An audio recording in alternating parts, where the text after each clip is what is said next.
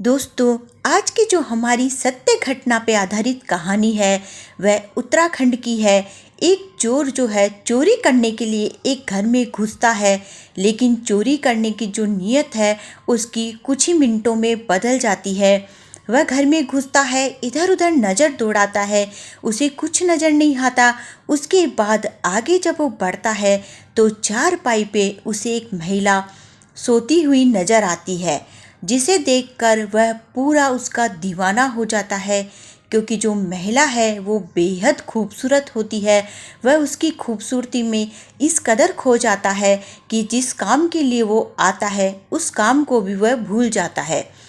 वह जाता है उस महिला के पास और उसकी चारपाई पे बैठ जाता है और इधर उधर उसके जो अंग होते हैं उसे छूने की कोशिश करने लगता है। अचानक से महिला की नींद टूट जाती है, वो हड़बड़ा के उठ जाती है।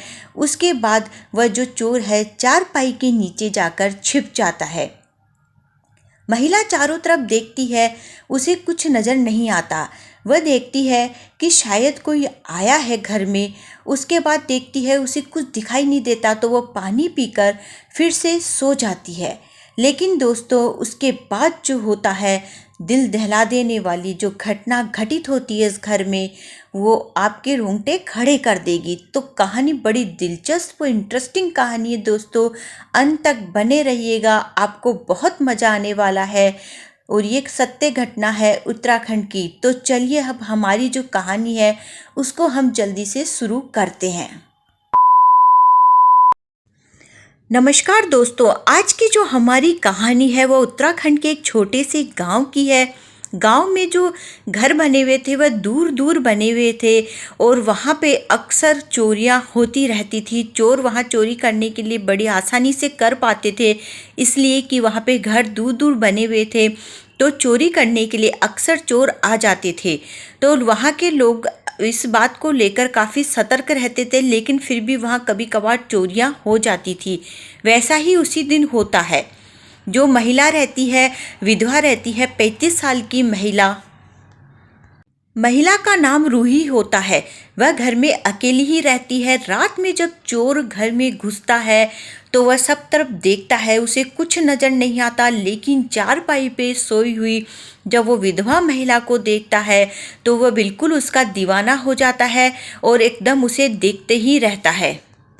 काफ़ी देर तक मुकेश जो चोर रहता है, उसका नाम मुकेश होता है, काफ़ी देर तक मुकेश उसे देखता रहता है। उसके बाद वह सोचता है कि जिस काम के लिए आया हूँ पहले उस काम को कर लेता हूँ। लेकिन जब वो घर में सब तरफ जाके देखता है तो उसे कुछ चोरी करने लायक नज़र ही नहीं आता। उसके बाद वह फिर से उस महिला के कमरे में आता है, उसकी चारपाई पे बैठ जाता है और इधर उधर उसे छूने की कोशिश करने लगता है। अचानक महिला हड़बड़ा के उठ जाती है तो मुकेश डर के मारे उसकी चारपाई के नीचे जाके सो जाता है। जब मुकेश वहाँ सोया रहता है तो वह महिला उठती है, पानी पीती है, सब तरफ में देखती है, तो मुकेश उसे देखते रहता है। इन सब कामों को करते करते आधा घंटा बीत जाता है। महिला जब तक सोती नहीं है मुकेश इंतज़ार करते रहता है। फिर मुकेश ये सब कुछ मन में सोचते सोचते उसको अचानक नींद आ जाती है। मुकेश सो जाता है। सर्दियों के दिन थे, 3 बज रही थी। अब वो क्या करता, उसे नींद आ ही जाती है। फिर सुबह होती है। सुबह के समय जब रूबी उठती है तो बाहर जाती है, तो बाहर जाके जब भोर का टाइम हो जाता है तो वहाँ की सभी महिलाएं बाहर पहाड़ी इलाके में शौच करने जाती है। रूबी भी जब बाहर जाती महिलाओं को जाते हुए देखती है तो वह भी उनके साथ शौच के लिए चली जाती है। जो महिलाएं रूबी के साथ में शौच के लिए जा रही थी वह महिलाएं बातें कर रही थी आपस में कि रात में पता है चोर आए थे और पता चला है कि 3 लाख का सामान चोरी कर लिया गया है।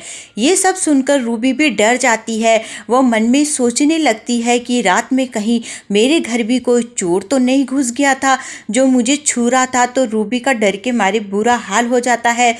वह जल्दी से अपना शौच का काम निपटा के घर आती है और घर आके के चारों तरफ सामानों को देखने लगती है तो वो देखती है घर में तो सब ठीक ठाक ही है।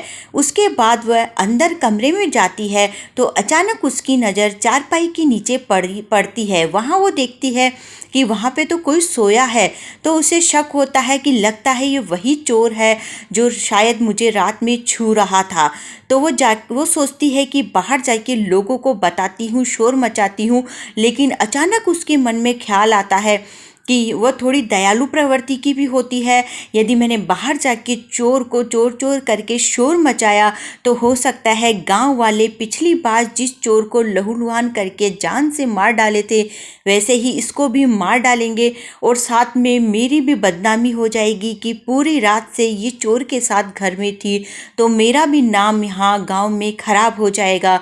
ऐसी कुछ बातें सोचकर वह चोर को उठाने के लिए एक झाड़ू लेके आती है और झाड़ू से उसको हिला हिला के दूर से ही उठाने की कोशिश करती है। लेकिन दोस्तों, चोर जो था वो घोड़े बेच के सोया था, जो उठने का नाम ही नहीं ले रहा था।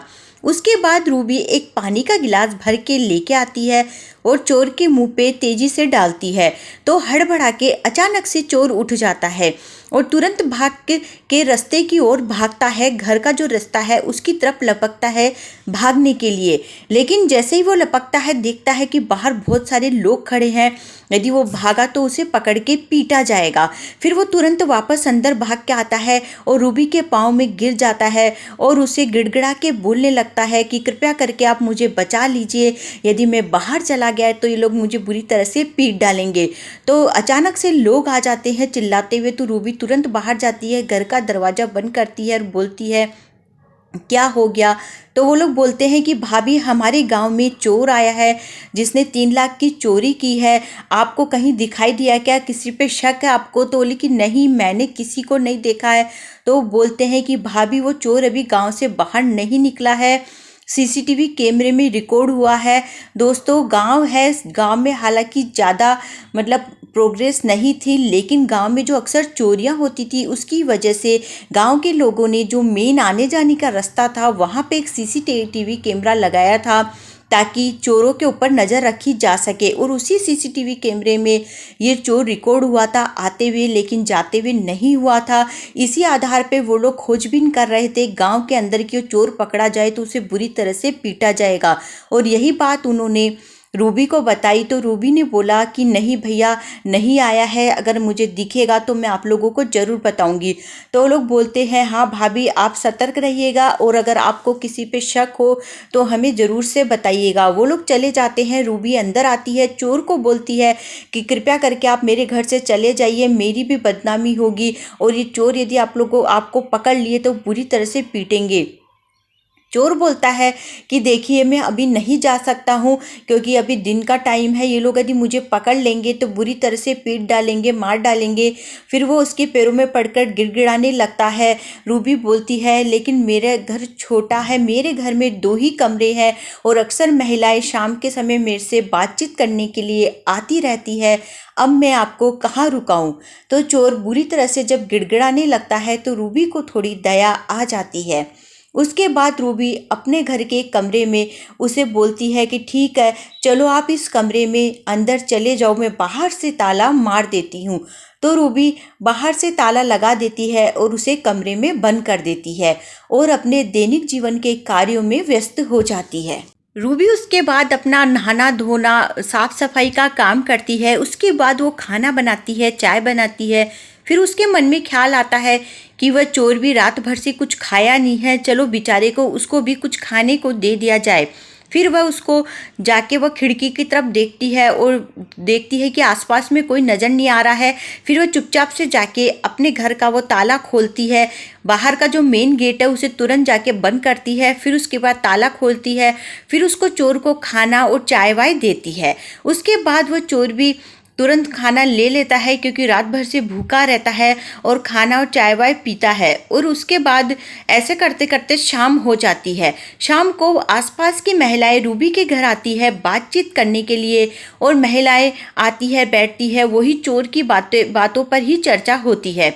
उसके बाद एक महिला बोलती है कि रूबी, आज तुमने इस दरवाजे पे ताला क्यों लगा रखा है। रूबी अचानक से थोड़ा घबरा भी जाती है। फिर उसके बाद वो सोचकर बोलती है कि नहीं, वो चोरियां बहुत हो रही है ना, तो सोची हूँ कि ताला मार देती हूँ ताकि सुरक्षित रहे सामान। तो वो लोग हंसने लगती है और बोलती है कि तुम्हारे घर आखिर वह क्या चोरी करेंगे। उसके बाद बहुत देर तक महिलाएं बातचीत करती है और उसके बाद चली जाती है। ऐसे करते करते रात हो जाती है। रात का 9 बज जाता है। रूबी वैसे ही खाना वाना बनाती है और उसके बाद चुपचाप से वही दरवाजे का ताला खोलती है, चोर को बाहर बुलाती है और उसको खाना वाना देती है। दोनों जन बैठ जाते हैं खाना खाने के लिए। उसके बाद दोनों में बातें शुरू होती है। रूबी उससे पूछती है कि तुम ये चोरी करने का काम क्यों करते हो, तुम्हें इससे अच्छा लगता है इसे चोरी करना ये सब।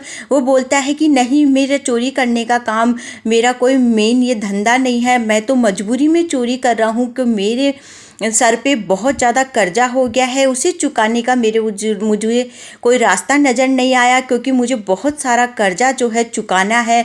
तो मैंने सोचा तुरंत कर्जा चुकाने का यही रास्ता है कि चोरी करके और सारे कर्जे से मुक्ति पा ली जाए, इसीलिए मैं चोरी कर रहा हूँ, बाकी चोरी करना मुझे पसंद नहीं है।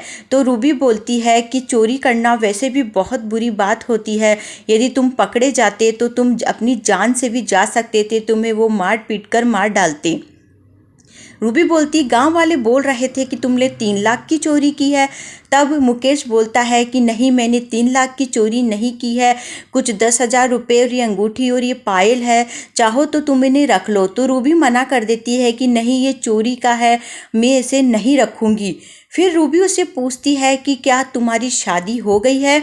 तो मुकेश बोलता है कि नहीं, मेरी शादी नहीं हुई है। उसके बाद रूबी उसे पूछती है कि रात में तुम ही मुझे शायद छू रहे थे ना, मुझे लगा कि वो मेरा वहम है, लेकिन बाद में जब मैंने तुम्हें देखा उसके बाद मुझे लगा वो तुम ही थे। तब मुकेश उससे माफ़ी मांगता है, बोलता है कि तुम्हारी जो खूबसूरती को देखकर मैं एकदम दीवाना हो गया था और तुम्हें छूने लगा था। मैं माफ़ी मांगता हूँ, मेरी नीयत थोड़ी बदल गई थी, लेकिन तुम बहुत ज़्यादा खूबसूरत हो। उसके बाद दोनों में बहुत सारी बातें होती है और उसके बाद रात का 1 बज जाता है। फिर उसे रूबी बोलती है कि अभी गांव वाले सब सोए हैं, ये अच्छा मौका है, तुम यहाँ से चले जाओ। चोर भी बोलता है ठीक है, तुम सही कह रही हो, अभी रात का समय है, मैं निकल जाता हूँ। तो रूबी उसे बोलती है कि अब से तुम चोरी करने का गलत काम नहीं करना, नहीं तो बुरी तरह से किसी दिन फंस जाओगे। चोर भी बोलता है ठीक है। फिर वो बोलता है कि चाहो तो तुम्हें सामान रख लो, तो रूबी मना कर देती है। उसके बाद चोर चले जाता है। दूसरे दिन गांव में हंगामा हो जाता है कि चोरी का सामान मिल गया है। चोर जाते समय जितना भी सामान था, जिस घर से चोरी किया था, वह फेंक के चला जाता है। और कुछ दिन ऐसे ही निकल जाते हैं। रूबी हर रोज़ उसे याद करती रहती है, मुकेश को। ऐसे करते करते 6 महीने का समय निकल जाता है। एक दिन अचानक वह चोर रूबी को बाजार में मिल जाता है। रूबी उसे देखकर बहुत खुश हो जाती है, उसे गले लगाने की कोशिश करती है, लेकिन सोचती है कि वो क्या सोचेगा। उसके बाद वो पूछती है कि तुम इतने दिन कहाँ गए थे, मुझसे मिलने नहीं आए कभी। तो बोलता है कि नहीं, उसके दूसरे दिन ही मैं देहरादून चला गया था, वहाँ जाके मैंने काम किया, मेहनत की और उसके बाद पैसा कमाया और अपना कर्जा भी चुकाया। मैं 3 दिन पहले ही यहाँ पे आया हूँ। तो ऐसे करते करते उनमें बहुत बातचीत होती है, मिलना जुलना होता है। 2020 की घटना थी। 2023 के लास्ट तक उन दोनों में इतना गहरा प्रेम हो जाता है कि प्रेम शादी में बदल जाता है और दोनों शादी कर लेते हैं। आज दोनों बहुत ही खुशनुमा जीवन व्यतीत कर रहे हैं। तो दोस्तों, ये कहानी आप लोगों को कैसी लगी कमेंट करके बताइएगा। कहानी को शेयर करिएगा, चैनल को सब्सक्राइब करिएगा, लाइक करिएगा। मिलते हैं अगले वीडियो में। बाय।